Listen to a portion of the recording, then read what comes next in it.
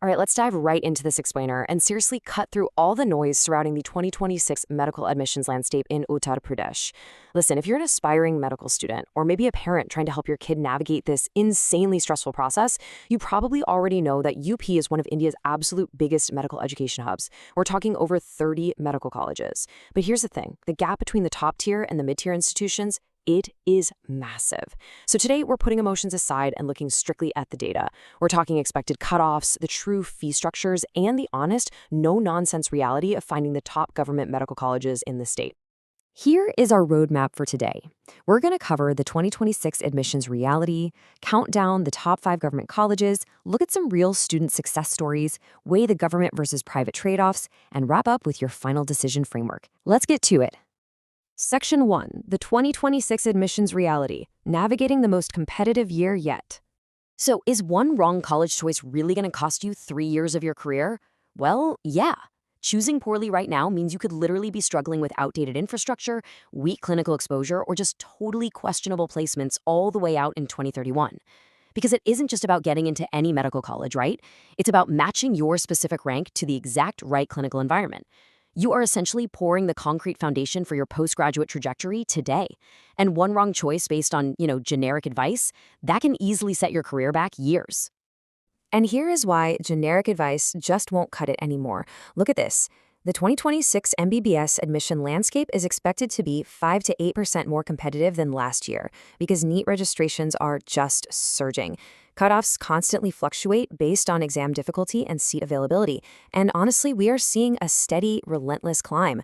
Just to give you an idea, to secure a government seat in the general category right now, you're looking at an absolute minimum threshold of around 580 to 590 marks. You need a highly strategic approach to secure your spot. Moving to Section 2, the top 5 government medical colleges, including the 2026 rankings and cutoffs. Okay, if you are a top scorer, we're talking under the 5,000 All-India rank, your choice almost always comes down to a heavyweight matchup, the clinical dominance of King George's Medical University versus the academic prestige of IMS-BHU. KGMU in Lucknow is the oldest in UP, established way back in 1911, and it boasts these incredible super specialty departments with massive patient flow. It's phenomenal if you're hyper-focused on clinical exposure and NEET PG prep.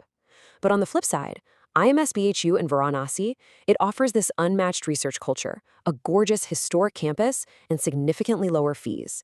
It's tighter competition because they only have about 105 seats, but if academic publications are your goal, BHU is the absolute gold standard. And this table perfectly illustrates the complete top 5 countdown. You can see exactly how the cutoffs and fees scale down. KGMU commands that highest cutoff at 650 plus, with 250 seats and fees around 50 to 60,000 rupees annually. IMS-BHU is right on its heels at 640 plus, but check out those fees. Literally just 12 to 15,000 rupees. Then we drop to Jawaharlal Nehru Medical College in Aligarh, expecting a 620 to 630 cutoff. Moving down the list, RMLI-MS in Lucknow expects 600 to 610, and finally GSVM Kanpur is the most accessible top-tier option here, expecting a 580 to 590 cutoff. You can see how your All-India rank directly dictates which tier of fees and clinical focus you actually unlock. But listen, whatever you do, do not sleep on these mid-range powerhouses. Colleges like GSVM and RMLMs offer absolutely incredible clinical exposure for those hovering right around that 600 mark. JNMC Aligarh boasts an exceptional 1-to-8 faculty-student ratio. That is practically unheard of. Plus, they have strong community medicine exposure. RMLMs is a relatively newer campus from 1998, meaning you get modern infrastructure, zero commercialization pressure, and elite trauma care training. And GSVM Kanpur, hugely underrated. It heavily leverages Kanpur's local industrial zones to give students incredibly pragmatic, gritty, real-world clinical training. Let's move to Section 3, Real Student Success Stories. Strategy over stress. I want to talk about Arti for a second because her story is the perfect reminder of why patience and strategy pay off. It is so deeply frustrating and honestly so easy to panic when your scores don't match your dreams on the very first try. But let's break down Arti's actual numbers because this is wild. A strategic drop year literally saved her family over 1 crore in tuition fees. She actually failed NEET twice, scoring 387 and then 441. She almost caved to the family pressure to just join a massively expensive deemed university for 1.2 crores. But instead, she committed to a highly serious drop year with laser-focused prep And on her third attempt, she scored a 627, completely bypassing the private route and securing a government seat at JNMC Aligarh through the All India quota. Then we have Priya. And Priya's experience hits the nail on the head regarding the sheer power of understanding how state quota counseling actually works. Far too many students just assume government seats are completely out of reach if they are at the absolute top 1% of scores. Priya could have totally panicked. She had a NEET score of 512 in the OBC category and a very strict family budget of just 5 lakhs. So private colleges charging 80 lakhs, simply not happening. But by completely ignoring the pressure to go private and strategically focusing her energy on UP state counseling, she secured GSVM Kanpur. Today, she's in her third year, she's assisted in over 100 surgeries, and she already has 2 published research papers. That's the power of strategy. All right, Section 4, Government versus Private Trade-offs. Let's talk about the brutal financial truth. 1.1 crores. Just let that staggeringly high number sink in for a second. That is the maximum 5.5-year cost for a top private college like Sharda University in Noida. Compare that to a maximum of just 7.5 lakhs for a total 5.5-year education at a government college. That is a completely life-altering difference in debt. It is a brutal reality that nearly 60% of private MBBS students struggle with massive loan EMIs right out of their internship. So it's not just about the money, right? It's about matching your score and your long-term career goals to the right institution. Government colleges obviously make the most sense if you're scoring above 550, your total budget is under 10 lakhs, and you really value a robust research culture. But private seats do become a legitimate strategic option if your score is hovering between 350 and 500, your family can comfortably afford it without crippling loans, and you heavily prioritize international USM elite prep or want that exposure to slick corporate metro hospitals.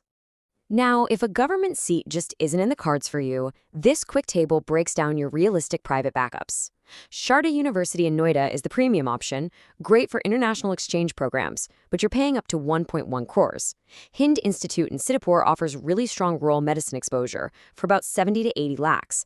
And if you're budget conscious, United Institute in Prayagraj and Gorakhnath Medical College in Gorakhpur offers solid community medicine exposure, with Gorakhnath being the most affordable recognized private option in the state at around 60 to 70 lakhs. Finally, Section 5, your final decision framework. Let's get into some actionable steps for 2026. Okay, you might want to literally take a screenshot of this slide. Following this exact timeline is critical. You qualify in May, then you heavily research and register for both the All India quota and the state quota in June and July. You have to fill out your 100+ choices strategically. But here is the real secret. Whatever you do, do not skip the mop-up rounds. Last year, over 2,000 seats across UP went vacant in the initial rounds and were grabbed during mop-up. And yes, many of those were in top-tier colleges.